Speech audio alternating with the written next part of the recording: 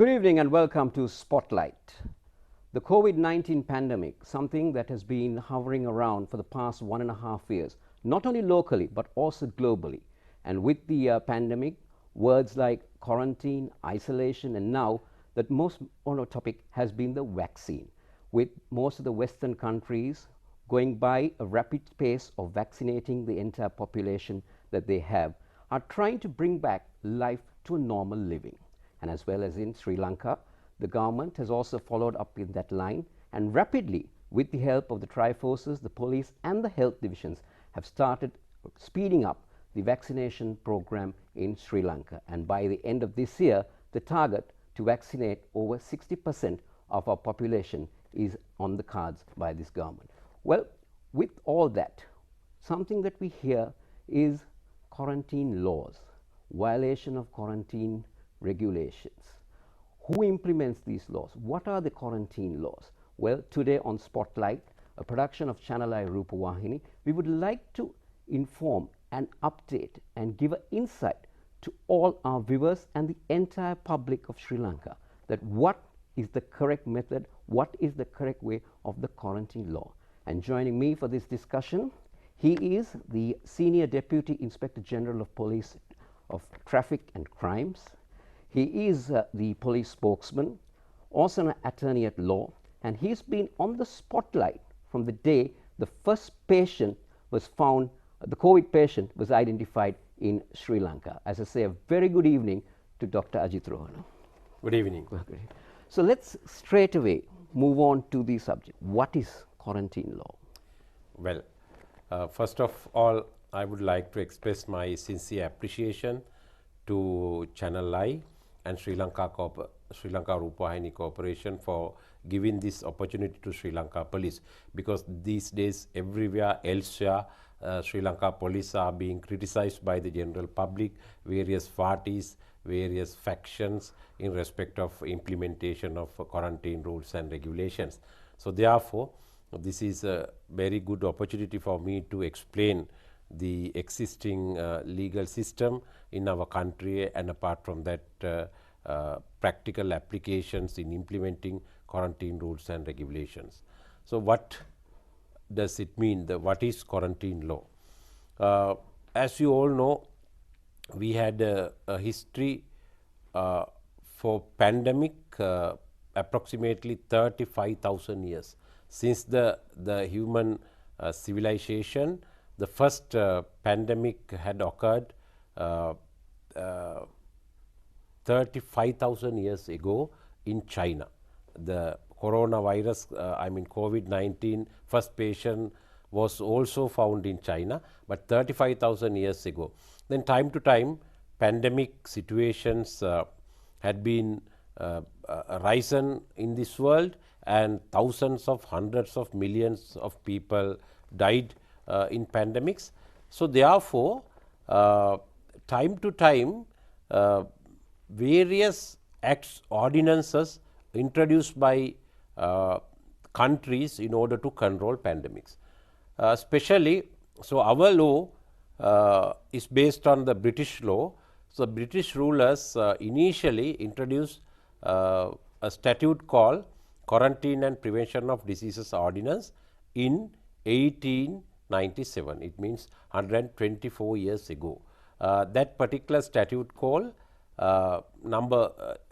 Quarantine and Prevention of Diseases Ordinance, Ordinance number 3 of 1897.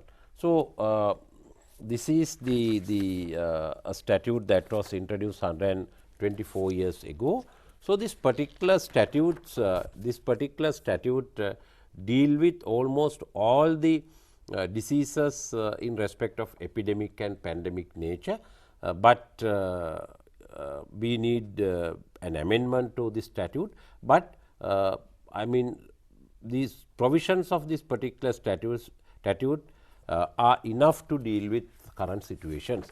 So according to this law, so just to interrupt you, so it's not been updated since 1827. So it's the same law that same. Yes, the law has not been updated, but in terms of the section 2 and sections 2 and 3 of the ordinance, the minister could promulgate regulations in respect of pandemics. So, therefore, time to time the ministers of health have promulgated gazette notifications in respect of various diseases. The important gazette notification we use is 1925 gazette notification. It was published in 1924, it means 96 years ago. Then thereafter, time to time gazette notifications have been promulgated, and for this COVID-19 we have promulgated 5 gazette notifications. When this particular when COVID-19 was being spread in Sri Lanka, at the inception, the first COVID positive patient was found on the 27th of February 2020. I think you may remember the Chinese woman, Chinese national. Then thereafter, first COVID patient was Sri Lankan patient, was a tour guy found on the 11th of March 2021. So, at the inception we did not have any law to control this pandemic, because now there were pandemics in this world like plague, cholera, leprosy, but this is a different type of pandemic, because the World Health Organization instructed all countries to adhere with certain health habits. So, number one, using a face mask. Everyone should wear a face mask.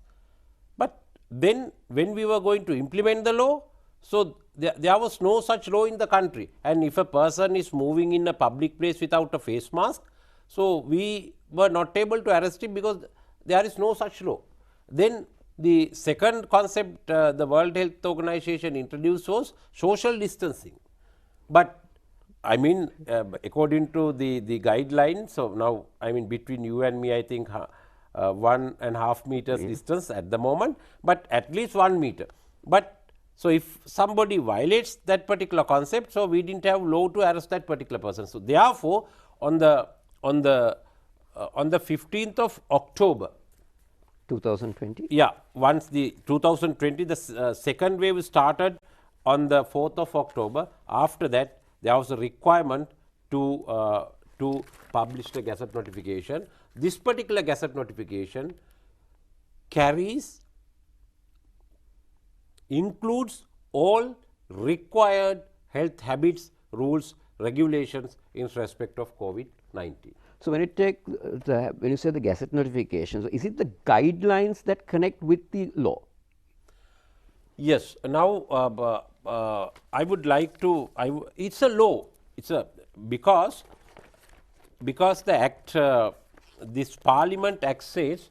Because I need to emphasize this particular portion, because every time it is being questioned, criticized, everything. Section 2 of the Quarantine and Prevention of Diseases Ordinance, the minister may from time to time make and when make, revoke or vary such regulations as may seem necessary or expedient for the purpose of preventing the introduction into Sri Lanka any disease, and also preventing the spread of any disease in or outside Sri Lanka. It means minister has been empowered.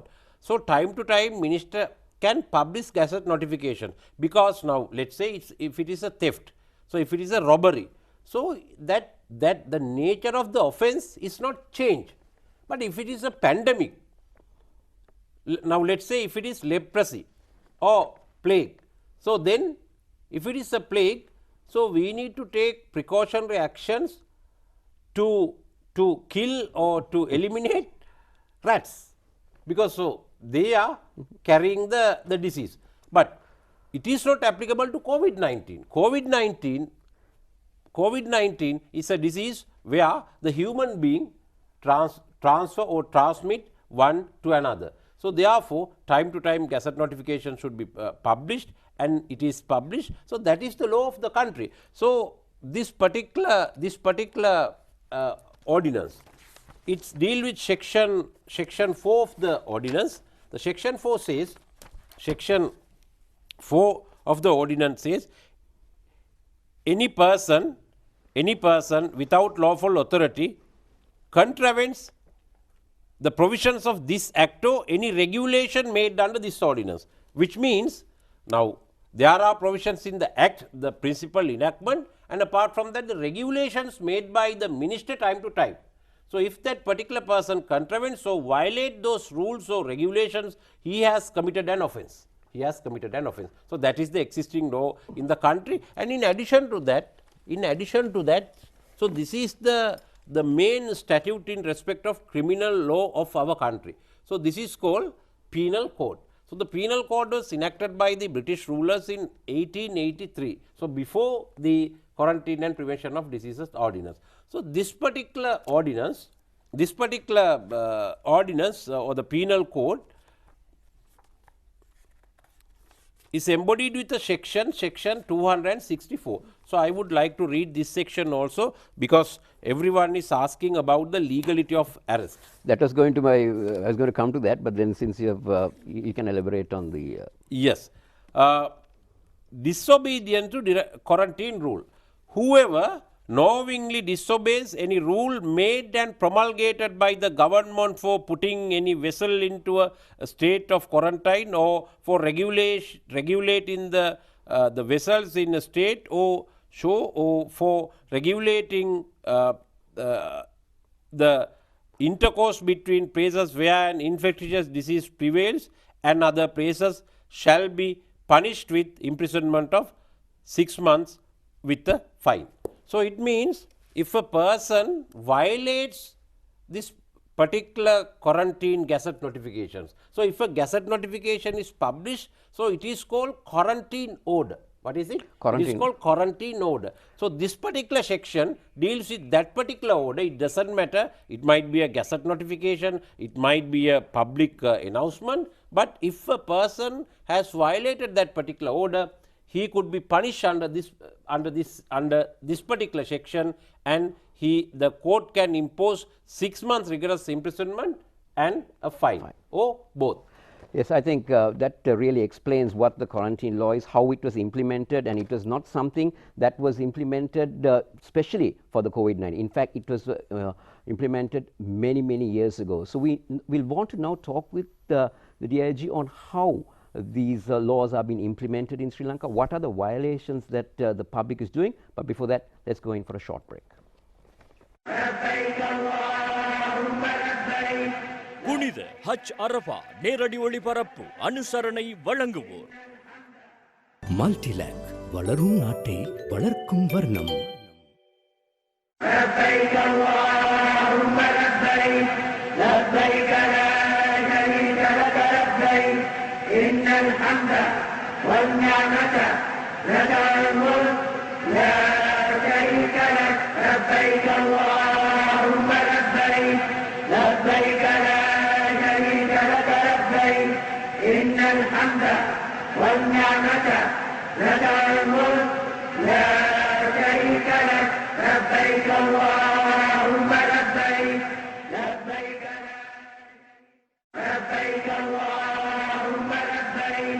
புனித ஹஜ் அரஃபா நேரடி ஒளிபரப்பு அனுசரணை வழங்குவோர் மல்டிலேக் வளரும் நாட்டை வளர்க்கும் வர்ணம்.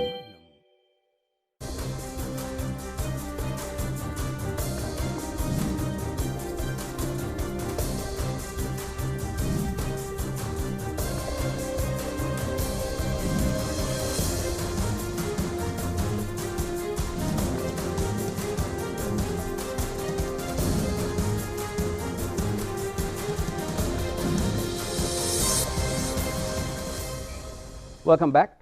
Yes, you're with Spotlight, and today we have DIG Ajit Rohana on our Spotlight, and we were talking about the quarantine law, how it was implemented, and it is very well explained how it has been implemented.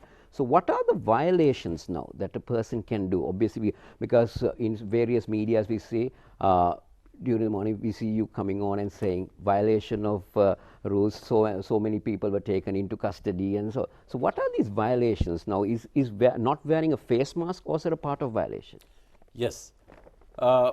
Well, it's a very good question, because everyone is asking, as you said, every morning I am explaining, and people, they are asking again and again, repeating the same question. So, what are the violations? This particular gazette notification published on the 15th of October 2001 20 carries certain regulations, certain health habits that should be followed by the general public in the diseased locality.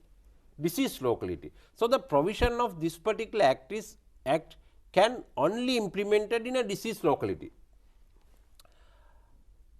On the 25th of March 2020, the Director General Health Services, according to the powers vested in Director General Health Services, he published a gazette notification and he declared whole Sri Lanka as a diseased locality. So, therefore, that particular order remains as it is. So, still now today the 18th of July 2021, since the 25th of March 2020 to date, that particular order is there. Therefore, we are in a diseased locality. Sri Lanka Rupavahini Corporation, this studio or the Colombo city, the western province, the whole country, it's a diseased locality. So, therefore, what are the offences? According to this particular gazette notification, number 1, if a person is moving in a public place, very wide definition has been given to the word public place. Now, generally in the general law, public place means a bus stand or a railway station, thoroughfare. So, those are the public places. But according to this particular gazette notification, now let us say at your home, it is your private residence, but you have invited certain persons to come in with your invitation, but it is a public gathering because not only your inmates of your residence, but also others have come. So, it is also a public place according to this particular gazette notification. So, that is immaterial of the numbers. Yes, immaterial of the number, invitation, it is a public place. So, all the time they should wear a face mask. So, in a public place, I would like to read that particular portion of the gazette notification, because it is very important. Yes. It does not matter inside the houses or somewhere. It's public place means any place which the public have access. It means thoroughfare, bus stand, railway stations, hospital, whether as of right or otherwise, whether on payment or not, whether on invitation or not. Okay. So, with an invitation, you are going there, inside a hotel, restaurant, inside party. So, every time, so it could be considered as a public place. If there is a public gathering, it does not matter, your family members are there, the members of that particular premises, they are there. So, it is not considered as a public place, but outsiders are coming with invitation, it is considered as public place, then you need to wear a face mask, number 1. So, number 2, in public places, customer centers, offices, other institutions, government and non-governmental institutions, factories. So, everywhere elsewhere, they should respect the concept of social distancing, 1 meter between 2 individuals. So, if that particular ruler or the supervisor or the manager or the owner or the administrator of that particular institution, if he is not able to maintain that particular concept, social distancing concept within his territory or his institution, factory, he is liable for a punishment. So, number 1, social distance. So, it would be for example, it would be the venue person that will be eligible for punishment, or is it the people also attending now, that? if it is a venue, the categories that I mentioned, the administrators, supervisors, rulers, so they are liable. But if it is in a public place, now let us say now walking paths are allowed. So, the general public can walk on walking paths, they can jog, but public gatherings are prohibited. So, they can't walk together. So, if 2 individuals they violate that particular rule, if the police needs, we can arrest them, we can produce them in courts, but most of the occasions we do not arrest them, we admonish them, we warn them, but sometimes, I mean, if the police officer thinks that he is not able to control the situation, there are instances we have arrested the persons. So that is number 2. Now, face mask and social distancing. So number 3, in public transportation, the drivers, the owners, and the conductors or the assistants, Golia, so they have a responsibility. Now, according to the existing health guidelines issued by the Director General Health Services, the passengers are limited to the half of the seating capacity. I mean, let's say now the seating capacity is 60. So, the passenger number maximum it is 30 according to existing, but earlier the seating capacity was the limit, but now it has been reduced. Another thing that people get misled is, now when you say sitting capacity, it's 60 is 30, but then for the 30, does the driver and the Gola get included? Excluding them. And apart from that, public transportation. Then number 4, there are 6 things that should be done by the owners or the managers or the supervisors of those institutions. So what are the required activities that they should fulfill? Number 1, at the entrance, there should be a place for hand washing facility, wash hands. Hand washing facility should be provided. Number 2, a person should be nominated to monitor the body temperature of the persons who are entering into that particular premises. Number 3, within the premises, the social distancing concept should be upheld. Number 3, they should maintain registers in that particular institution except customer centers. Now, in other institutions like offices, factories, those institutions, so the register should be maintained. Then time to time, at least 3 times a day, he should monitor the body temperature of the persons who are inside, the workers, the employees. So if there are cases, so immediately they should be carried to the nearest hospital, or the medical advice should be obtained.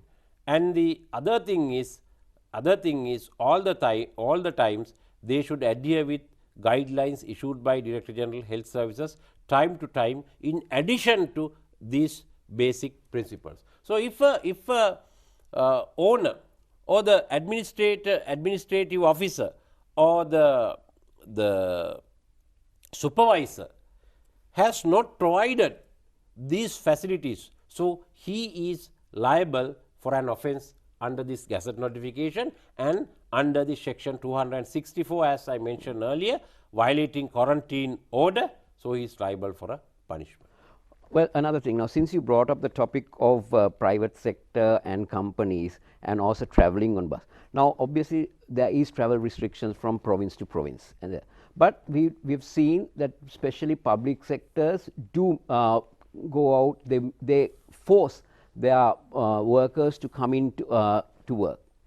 Isn't this a violation? Yes. Now, one thing I forgot, the main thing, apart from that, time to time we issue, not we actually, the Director General Health Services, but we have been delegated the powers vested in the Director General Health Services in terms of the regulation 37 of the Quarantine and Prevention Diseases Regulation published in 1925.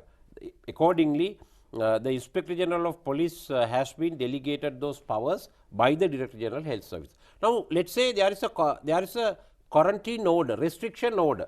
So, no one should go out, they need to stay at home. Then the Director General Health Services, in terms of the section 98 of the Gazette notification, he can make those rules time to time, for a period of 1 week, for a period of 2 weeks, for a period of 3 weeks, but generally for a period of fortnight time. So we publish those health habits.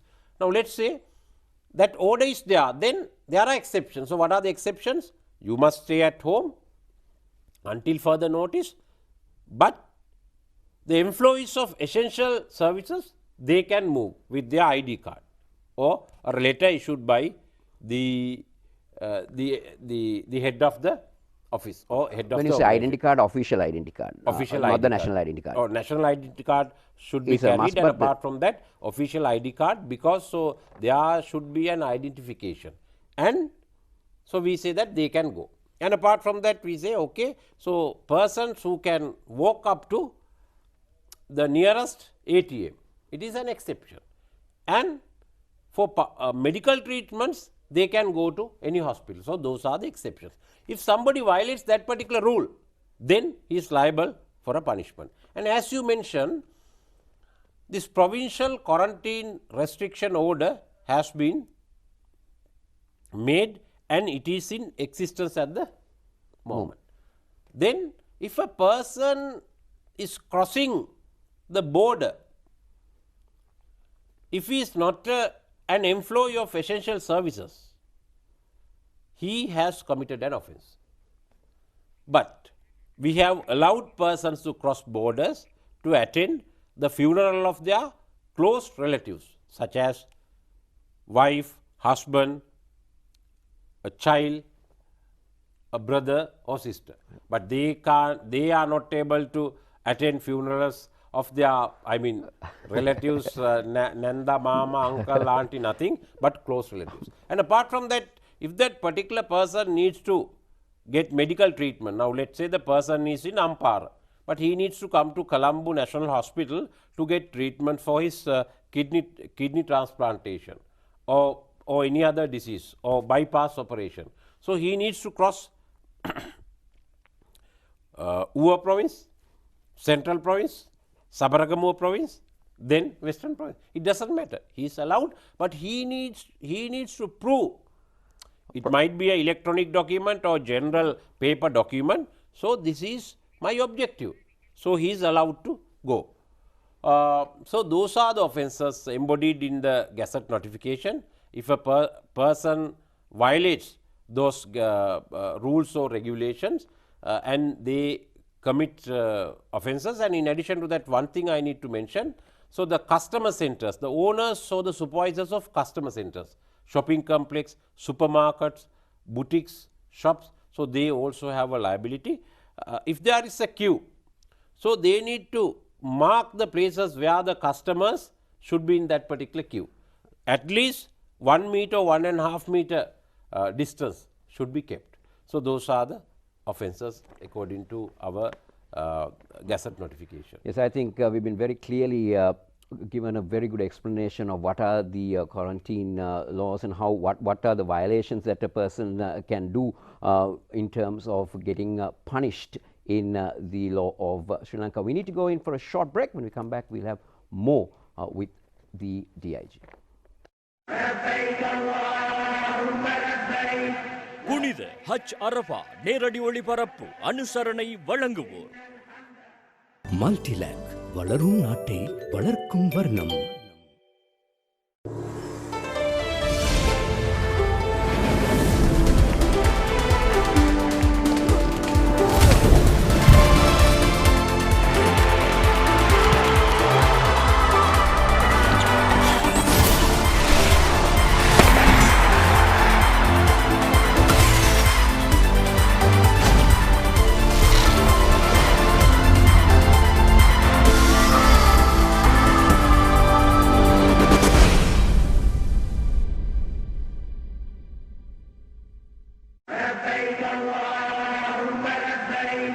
புனித ஹஜ் அரஃபா நேரடி ஒளிபரப்பு அனுசரணை வழங்குவோர் மல்டிலேக் வளரும் நாட்டை வளர்க்கும் வர்ணம்.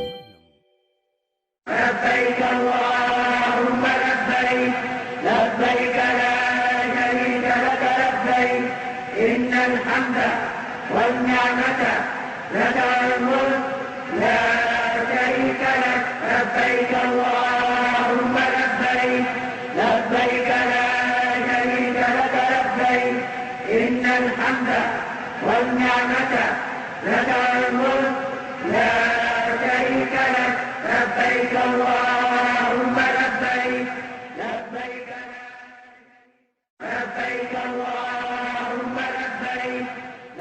ஹஜ் அரஃபா நேரடி ஒளிபரப்பு அனுசரணை வழங்குவோர் மல்டிலேக் வளரும் நாட்டை வளர்க்கும் வர்ணம்.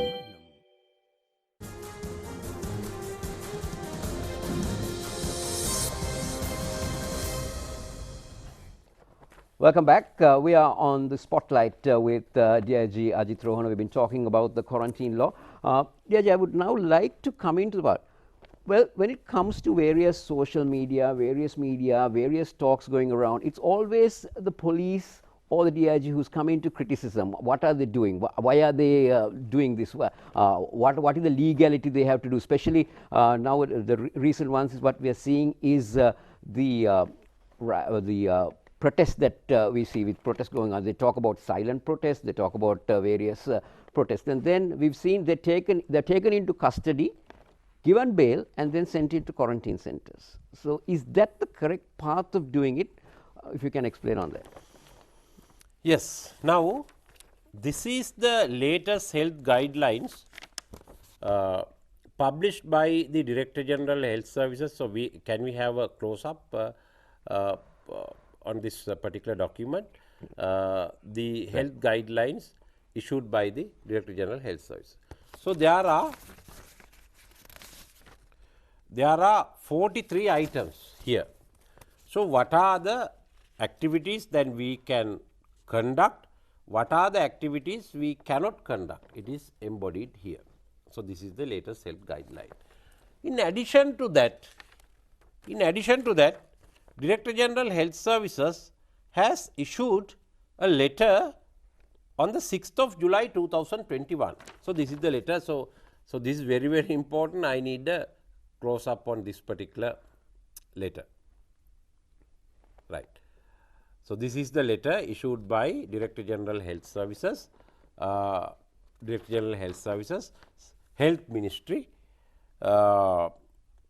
On the letter heading is called Health Ministry, 6th of July 2021. So, I will read out the contents of the letter. It is in Sinhala.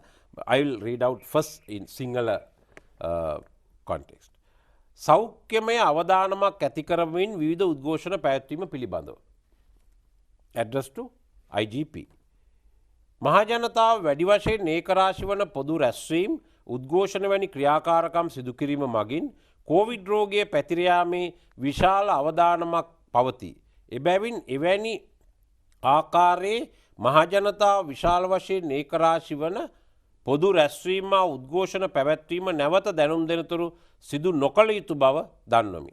වෛද්‍ය අසේල ගුණවර්ධන සෞඛ්‍ය සේවා අධ්‍යක්ෂ ජනරාල් සෞඛ්‍ය අමාත්‍යාංශයේ සුවසිරිපාය බද්දේගම විමලවංශ මාවත Colombo 10. So it's totally very, very clearly given, and what people do is the correct opposite thing. Yes, because the IGP has been informed by the Director General Health Services to take appropriate action to not to conduct any protest campaign, because there is a tendency of spreading COVID-19 due to protest campaigns or this type of demonstrations. So, what is our duty? The police, we have been empowered by the law to enforce the law.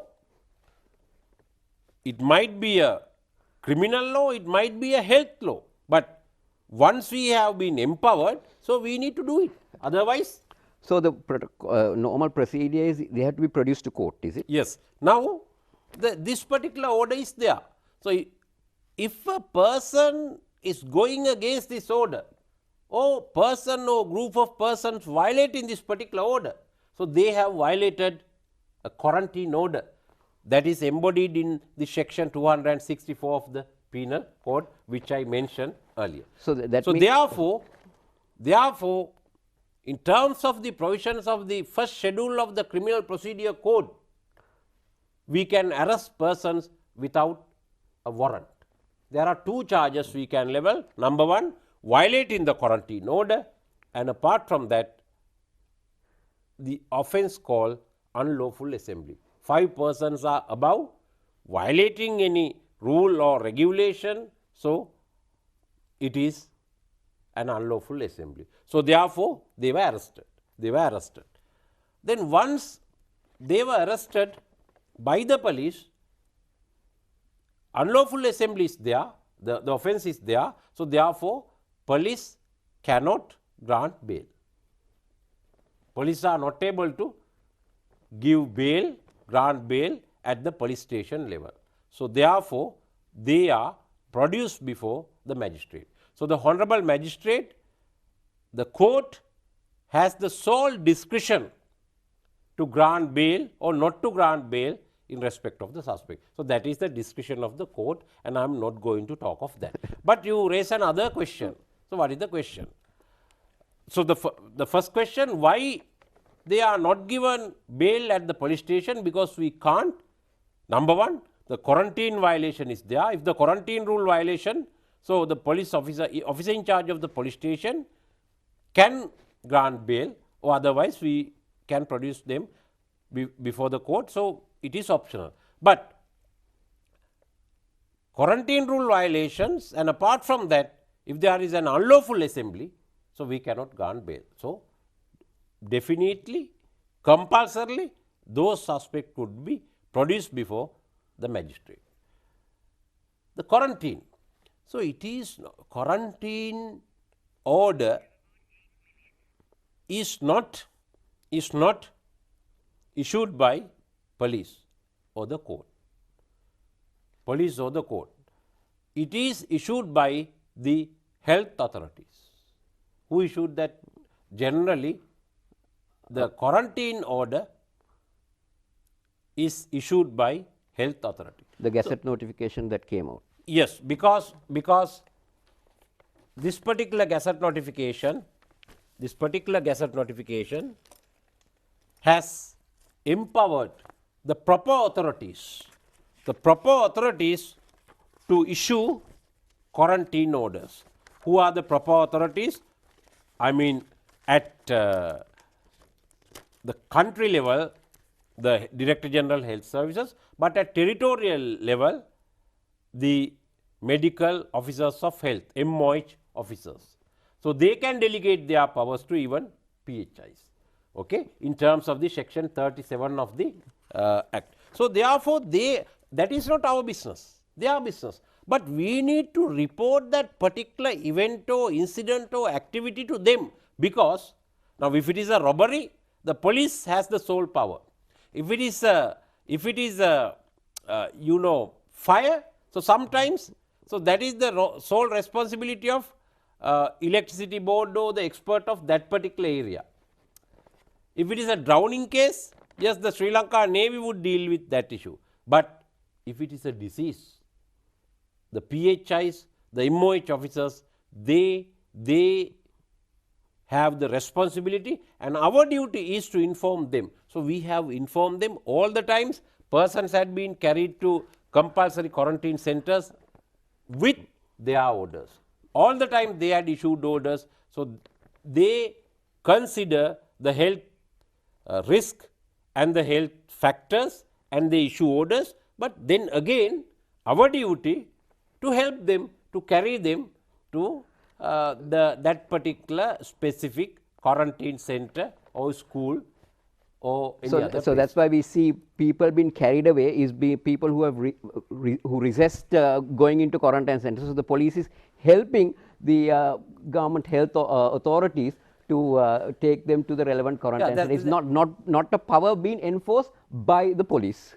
No, that is there. No, it is not. It is beyond our discretion. So we cannot do anything. Then the other thing is very good point that you raise. So now let's say a quarantine order has been issued against him, against you. Now they have identified you as a COVID positive close contact. So now the MOH officer or the PHI, they have issued an order to send you to a quarantine center situated in Mayangan. Okay, a police officer or army soldier or security forces, armed forces member comes to your residence, show that particular notice to you, you say, no, no, I can't go, I can't go. Then, so do I need to go back? Being a police officer, okay, so you say you are reluctant to go? Huh? Is it the duty expected by the legislation from police? So if you are reluctant, so then okay, you leave, you can stay at your home, don't worry. So we can't say in that way. So if there is a resistance, if there is a reluctance, so we need to take appropriate action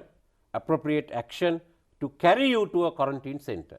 Then sometimes you might say, okay, I can't go, there is a resistance, so we need to take appropriate action. Sometimes if you are trying to assault the police, so sometimes the police also use certain force in order to perform their duties. So you can use force to take them if they resist, if that notification is been given. I mean, it should be a equal, proportionate force. Now, let's say now you say that you can't go and you are sleeping on the bed. So then what we do is, so we carry you to the bus. But so if you are using a weapon or if you are using something against police officers, so accordingly we can use proportionate force. So that is our duty. Otherwise, if okay, so we are going to arrest a person who conducted a robbery. He say that no, I can't come. Then what the law expect? Okay, then you stay. So the law doesn't expect that type of duties from police. So easy answer is that the law? Exactly. Judge, another thing that I would like to come to is now the restrictions to allow weddings, events, because I was also very deeply involved in these matters, because I also run an event company and we've been without work for so many months, and now the relaxation has been given to do it. So what would be the violations that a person can be taken into law by, what are the violations that they can do in an event like this? And is it only for the venue that the law will be amplified, or whether it will be amplified for the person? Yes, now according to existing regulation, if now let's say this particular studio, I think the capacity would be 20 here, but then according to health guideline, it must be 25%. It means 5 persons could occupy if it is a wedding. But let's say now this studio capacity is 2,000. Then again, the maximum crowded now 2,000, 25% of 2,000 is 500. But you cannot. The maximum is 150. Now, if a person has violated that particular rule, who are the liable persons? Number one, the owners of the premises. Now, let's say if it is a banquet hall or a wedding hall, that particular owner or the management, they are liable, and apart from that, the organizers of wedding, organizers of the event, they are liable.